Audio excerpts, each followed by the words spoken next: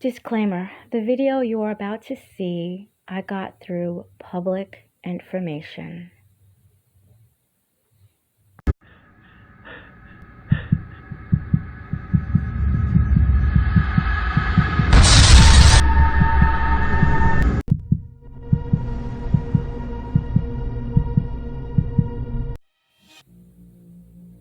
Roy McClendon-Thompson, Ellenwood, Georgia.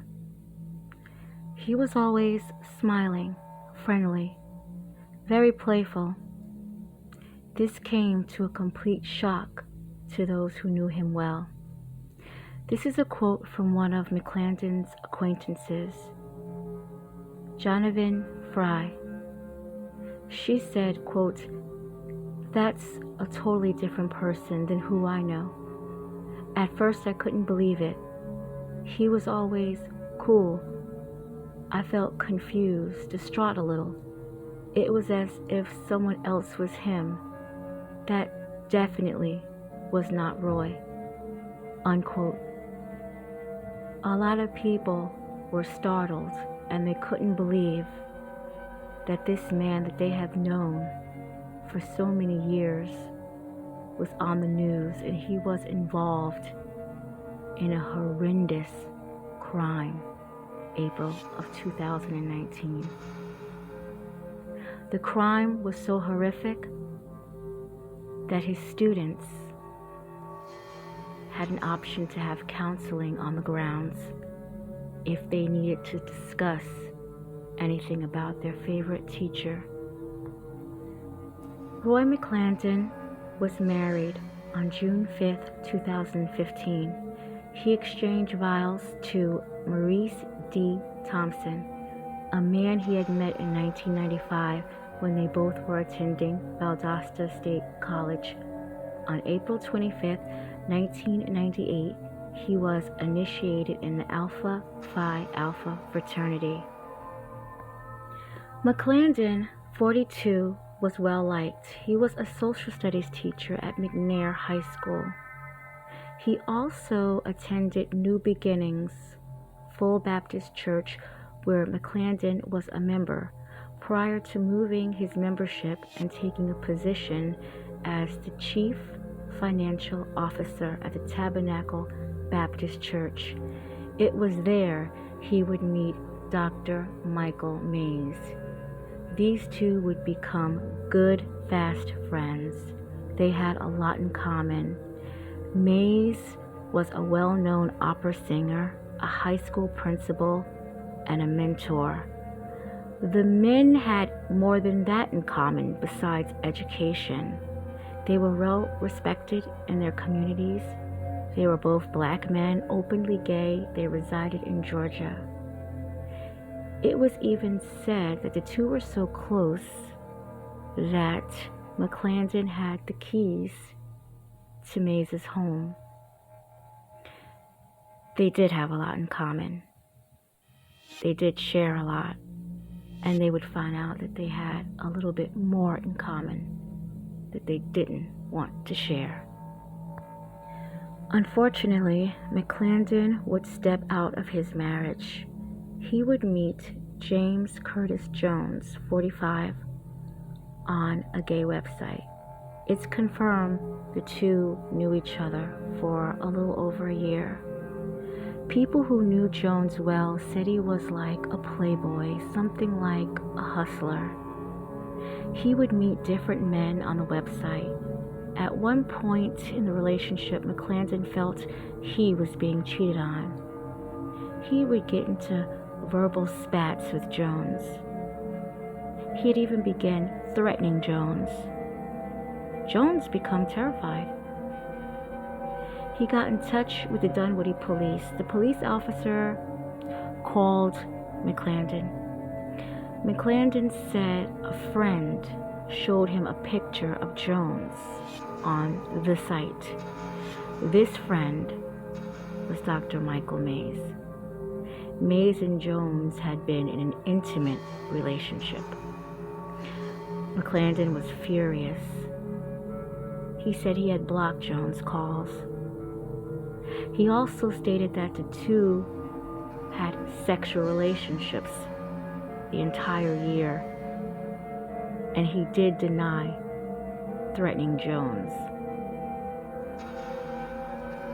It's being said that McClendon was funding and fitting the bill for the relationship, and he was taking care of all Jones' financial needs.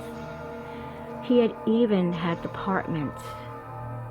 Arrival Perimeter apartment complex paid up for 1 year. At this point, McClendon's life was about to spiral out of control, and his past was catching up with him. He would fail to pay his restitution in time. Between November 2015 to April 2018, McClendon would embezzle over $108,000. He did this by using the church transaction card. It went into his personal banking account. In order for the church to use their insurance claim, McClendon would have to be arrested. A warrant was served. McClendon was arrested on March 21st, 2019. He was released 2 days later out on a $15,000 bond, and he was back to work shortly at the McNair High School. The issues between McClendon and Jones would get worse. On April 6, Jones would tell the police he was scared and that McClendon was insane. McClendon had gotten out of jail after a 2-day stint and was threatening Jones again. On April 8th, McClendon would meet at the Arrival Perimeter at 5 o'clock in the morning. He had changed the locks on the apartment, and he was letting Jones retrieve his things inside the apartment. The two men would get into a yelling match at 5 a.m. The police had been called. Sometime during the fighting, McClendon would pull out a gun and he would shoot Jones through his chest. Then he fled the scene. The police would arrive and assess the scene. McClendon had already fled. They already knew who their suspect was. They tried to render life-saving aid to Jones, but he would end up succumbing to his injuries. After McClendon got back to Ellenwood, an hour after he shot his lover, he called his place of employment and told them he wouldn't be in. He needed a substitute. As the police would arrive, McClendon would flee again. A few miles from home, he took the police on a high-speed chase. He would crash head into a dump truck. He would die instantly. On the 8th of April, Michael Mays, Roy McClendon's dear friend and Jones's new friend, was found dead in his apartment. Some say it was a heart attack. Some say he was bludgeoned to death. It looks like all three of these men died on the same day, just hours apart. Roy McClendon-Thompson, his friends and family, they still miss him. They still mourn him, the man that he portrayed. But do we really know somebody completely? Jones's mother had sued the owner of the Dunwoody Apartments, saying he failed to address safety concerns in her wrongful death suit of her son.